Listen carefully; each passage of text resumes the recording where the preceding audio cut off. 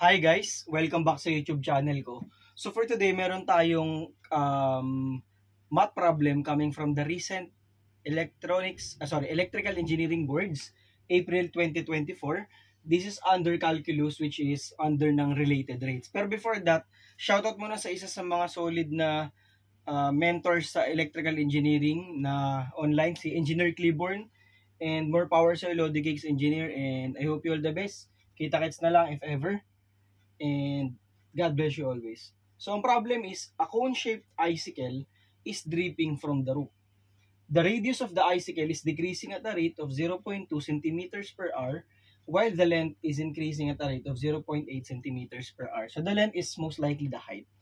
So, if the icicle is currently 4 centimeters in radius and 20 centimeters long, at what rate in cubic centimeters per hour is the volume of the icicle increasing or decreasing? So, dun sa mga choices natin, naka-specify yung increase ba siya or decrease. So, at first, ano po ba yung pinaka-main key concept na gagamitin natin dito, Sir IJ?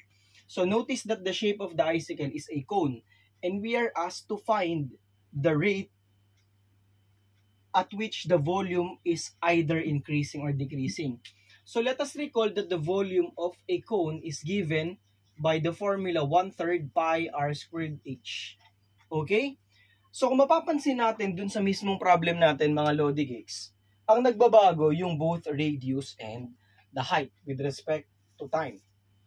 Ibig sabihin yan, so dapat this will be a combination of two functions like in which kapag dinifferentiate natin to, we will be using the product rule. So applying product rule, okay, tapos differentiation mga Lodi Cakes with respect to time. So we have dv over dt. Take note that the 1/3 and the pi are both constants. So you have 1/3 pi, tapos itong r squared h, ito yung i-differentiate natin using the product rule, that is u dv. So the derivative mga idolo ng functions u and v, so that is u dv plus v du. So let's say we have r squared here. So u times ang derivative ng h. So dahil with respect tayo sa time mga Lodi Cakes, that is dh over dt plus yung h. Ano derivative ng r squared, Sir Lodi Cakes? That's 2r. Since we are differentiating with respect to time ng radius, that must have a multiplier dr over dt. And just substitute the given. Just make sure tama yung sign natin. Ano ba yung radius currently? That's 4. So you have 4 squared. Ano yung dh over dt, Lodi Cakes? Yung length. Length is increasing. So you have here 0.8 plus h. Ano yung h natin? The current length, which is equal to 20 centimeters multiplied by 2r. Ano ba yung radius natin? That's 4. So 2 times 4 multiplied by dr over dt. Kaya lang, decreasing. So we will be using negative here since decreasing po siya mga Lodi Cakes. Okay? And then using our CARS calculator, talagang may ano pa promotion Lodi Cakes. Ito guys, solid na solid yung CARS calculator kasi nga mura na, at the same time almost same function siya when it comes to boards. Yung mga integral, parang halos same lang din siya dun sa mga ibang brands ng calculators na usually ginagamit natin. So, paano yung magiging value niyan, Sir IJ? Just don't forget the 1/3 pi.